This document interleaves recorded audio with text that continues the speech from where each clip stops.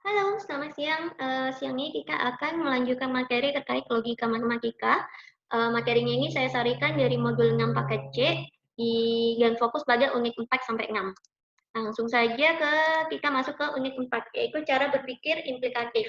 Implikatif ini adalah menyatakan hubungan sebab dan akibat dalam sebuah logika matematika. Ada dua jenis pernyataan implikatif, yaitu yang pertama implikasi atau pernyataan bersyarat. Ciri khasnya adalah dia mengandung kata jika dan maka. Jadi kata hubungannya adalah jika titik-titik, koma, maka titik-titik. Sementara kalau biimplikasi atau bikondisional itu ciri khasnya adalah ada kata jika dan hanya jika. Nah, jadi dia kata hubungnya di tengah. Sementara kalau yang implikasi ini kan di awal ada jika, lalu di kalimat kedua diawali dengan maka. Sementara kalau yang diimplikasi dia hanya ada satu kata hubung di tengah, yaitu jika dan hanya jika. Supaya lebih jelas, langsung ke materi terkait implikasi. Jadi misalnya ada pernyataan P dan Q, P terhadap Q ini disebut memiliki hubungan atau logika implikasi apabila kalimatnya jika P, maka Q.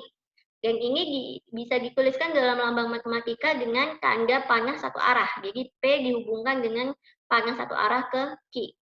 P ini disebut sebagai antecedent atau hipotesis. Sedangkan Q disebut sebagai kesimpulan atau konklusi. Untuk menghafalkan nilai kebenaran dari sebuah pernyataan implikasi itu cukup mudah. Bisa dilihat dari tabel kebenaran sebelah kanan ini. Dari hasil tabel kebenaran ini hanya ada satu nilai salah dari suatu pernyataan implikasi, yaitu ketika B-nya bernilai benar namun Q-nya bernilai salah. Artinya selain kenyataan ini, maka nilai implikasinya pasti benar. Jadi ini cukup ini aja kalau biar lebih gampang ingatnya.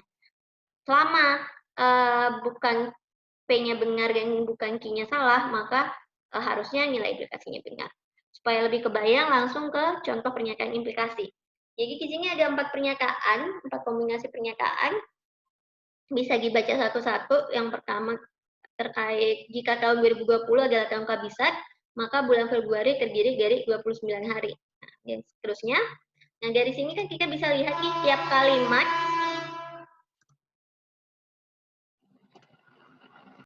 Nah, tiap kalimat ini kan bisa kita pecahkan lagi menjadi dua pernyataan. Di mana yang pernyataan pertama kita sebut sebagai P atau hipotesis tadi, sedangkan pernyataan kedua kita sebut sebagai konklusi atau kesimpulan, atau kita lambangkan dengan Q.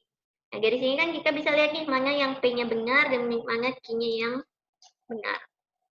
Misalnya yang pertama, tahun 2020 adalah tahun kabisat, karena bisa dibagi 4 kan, jadi dan bulan Februari itu terdiri dari 29 hari di tahun 2020 ini. Itu artinya P bernilai benar dan Q-nya juga bernilai benar. Maka hasil implikasinya juga bernilai benar. Untuk pernyataan kedua, 8 adalah bilangan positif. Benar ya, karena 8 lebih besar dari 0. Tetapi pernyataan Q-nya salah, karena 5 dikurangi 1 itu hasilnya adalah 4, bukan 0. Artinya P-nya benar, namun Q-nya salah. Sesuai tabel kebenaran, maka hasil implikasinya juga salah. Untuk pernyataan ketiga, kita lihat bahwa nilai P-nya salah, karena 10 plus 2 itu 12, yang artinya lebih besar dari 5. Tapi nilai Q-nya benar, karena 4 kali 5 adalah 20, atau lebih besar dari 10. Maka, walaupun P-nya nilai yang salah, tetapi karena Q-nya benar, maka hasil implikasinya adalah benar. Untuk yang terakhir, kita tahu bahwa Bandung itu bukan ibu kota negara, dan Indonesia tidak terletak di Afrika. Berarti kedua pernyataan ini salah. Nah, walaupun pernyataannya salah, tapi karena dua-duanya salah, maka hasil implikasinya kita nilai benar. Lanjut ke biimplikasi. Nah, kalau implikasi kayak gitu kan, P yang mempengaruhi itu hanya P. P hanya mempengaruhi Q, tapi Q tidak mempengaruhi P. Atau hubungannya cuma satu arah. Nah, intinya kalau implikasi itu kayak cinta bertepuk sebelah tangan gitu. Tapi kalau biimplikasi, dia cintanya berbalas. Jadi mereka saling mempengaruhi. Dan menghafalkannya juga sebenarnya lumayan gampang. Bisa dilihat di tabel kebenaran sebelah kanan ini. Kita lihat kalau P dan Q ini nilainya sama, atau dia sama-sama benar, atau dia sama-sama salah, maka hasil biimplikasinya pasti benar. Sementara kalau mereka nggak kompak nih, kalau salah satunya benar dan yang lainnya salah, itu nilainya salah. Jadi ngapalinnya gampang. Contohnya, masih dengan pernyataan yang tadi, tapi yang awalnya menggunakan implikasi, aku ubah jadi menggunakan diimplikasi atau dengan kata hubung jika dan hanya jika. Kalau kita pecah masing-masing pernyataan menjadi 2 pernyataan, itu masih sama ya sebenarnya, P dan Q-nya itu kalimatnya masih sama, dan nilainya juga berarti harusnya sama. Tapi efeknya atau hasil akhirnya ketika di pernyataan diimplikasi akan berbeda. Misalnya, nah ini, jadi P dan Q-nya sama, tetapi karena ini diimplikasi, berarti dia hanya bisa benar atau diimplikasinya dinilai benar kalau P dan Q-nya sama-sama benar atau P dan Q-nya sama-sama salah. Tapi kalau mereka berbeda, yang satu benar dan yang satu salah, maka hasil diimplikasinya juga salah. Nah, contoh soal ya. Misalnya nih, pernyataan P, X min 4 lebih besar dari 0. Sedangkan untuk pernyataan Q, 5 adalah bilangan ganjil. Tentukan nilai X agar pernyataan berikut benar, di mana yang soal pertama itu P implikasi terhadap Q, atau jika P maka Q, sementara untuk yang soal kedua, P jika dan hanya jika Q, atau P diimplikasi terhadap Q. Yang pertama kita lihat dulu, cek kebenaran cara ngerjainnya, kita cek dulu. Karena kalau yang implikasi itu yang menentukan kan yang Q-nya ya. Cek dulu kebenaran Q. Q-nya 5 adalah bilangan ganjil. 5 ganjil ya, karena kalau dibagi 2 dia hasilnya akan 3 bulat. Jadi berarti pernyataan Q-nya benar. Nah, sekarang baru kita kerjakan untuk masing-masing soal. Ketika P implikasi Q, maka kalau Q-nya benar, dia mau P-nya benar atau mau P-nya salah, untuk lebih lengkap bisa dicek di slide sebelumnya terkait tabel kebenaran implikasi.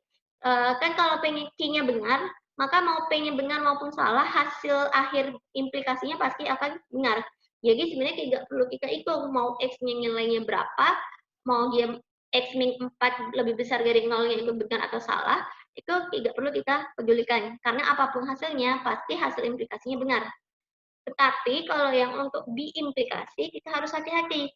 Karena diimplikasi itu hanya bernilai benar kalau P dan Q-nya sama, nilainya sama.